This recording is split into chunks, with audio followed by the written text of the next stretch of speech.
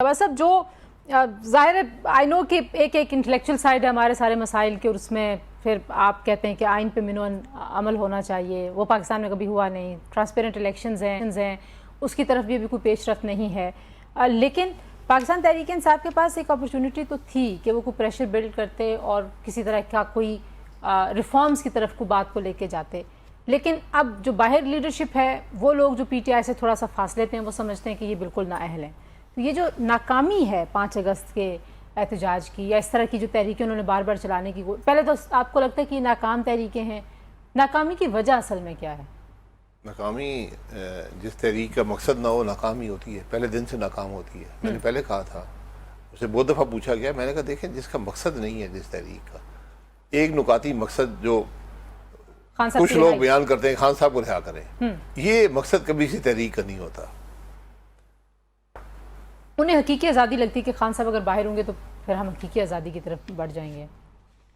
حقیقی آزادی ایک آدمی سے نہیں آتی. آج بھی حقیقی آزادی وہ لا سکتے ہیں، اپنے صوبے میں لے آئیں، صوبہ ان کے پاس ہے، وہاں پہ جو سرویز بھی آئے ہیں 70% سپورٹ ان کی ہے، اسمبلی میں ان کی اکثریت ہے، حکومت ان کی ہے.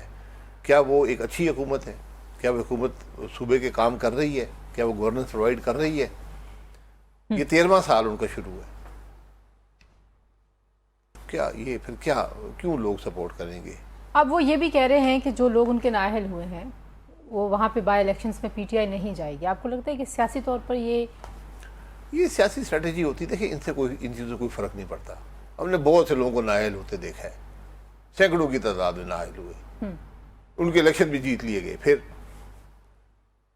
جو نااہل کرنا یہ اقتدار میں جو جماعت ہوتی ہے اس کی کمزوری اور ناکامی کی دلیل ہوتی ہے. کسی کو نااہل کر کے اس کی سیٹ لینا، اس سے کوئی فرق نہیں پڑتا یا اس سے نقصان ہوتا ہے. اچھا، فائدہ نہیں ہوتا. اس سے فائدہ نہیں ہوتا. آپ کی جو مورل اتھارٹی ہوتی ہے، جو آپ کی اخلاقی طاقت ہوتی ہے، وہ ختم ہو جاتی ہے. کہ آپ اتنے کمزور ہیں کہ آپ اب لوگوں کو الٹے سیدھے طریقوں سے نااہل کرا کر ان کی سیٹیں لے گئے جو عوام نے نہیں دی تھیں آپ کو. تو یہ ایک بڑی خرابی ہے جو ہر جماعت سے گزری ہے. ہر جماعت نے پہ اس کا اثر بھی ہوا ہے اور اس نے یہ کیا بھی ہے، تمام جماعتوں نے، تینوں بڑی جماعتیں ہیں. لیکن ظاہر ہے جو حکومت ہے، حکومت کے پاس اب کیا اپرچونٹی ہے؟ کیونکہ حکومت کے پاس تھوڑی بہت سپیس تو ہوتی ہے نا کہ وہ کوئی ایسے فیصلے کریں کہ جس سے پولیٹیکل سٹیبلٹی کی طرف جائیں. اور آپ خود حکومت میں رہے ہیں، آپ کو پتہ ہے کہ پولیٹیکل سٹیبلٹی کا فائدہ اپوزیشن کو نہیں، حکومت کو خود ہوتا ہے.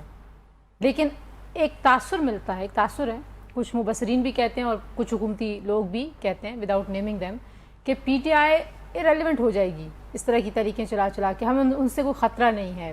آپ کو لگتا ہے کہ اگر پی ٹی آئی بھی ریلیونٹ ہو جائے گی تو پھر حکومت کی اپوزیشن کا کردار کوئی جماعت ادا نہیں کرے گی؟ آپ نہیں ہیں پارلیمنٹ میں لیکن آپ ایک جماعت تو ہیں. کوئی اپوزیشن نہیں ہے حکومت کو. حکومت کیوں نہیں چلتی؟ آج کوئی اپوزیشن ہے؟ نہیں ہے، پھر بھی حکومت نہیں چلتی. وہ تو کہتے چل رہی، آپ کیوں کہتے نہیں چلتی؟ ملک ترقی کر رہا ہے.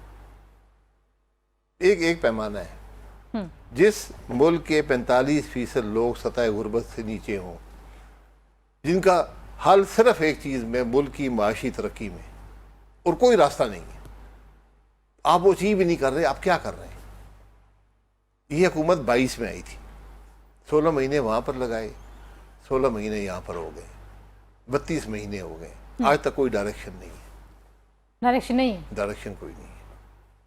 نہیں، وہ کہہ رہے ہیں ہم نے پرائیویٹائزیشن کرنی ہے، پالیسی ریٹ کرنی ہے. 32 مہینے میں نہیں ہوئی. پالیسی ریٹ نیچے پرائیویٹائزیشن کی تھی میاں نواز شریف کی گورنمنٹ نے.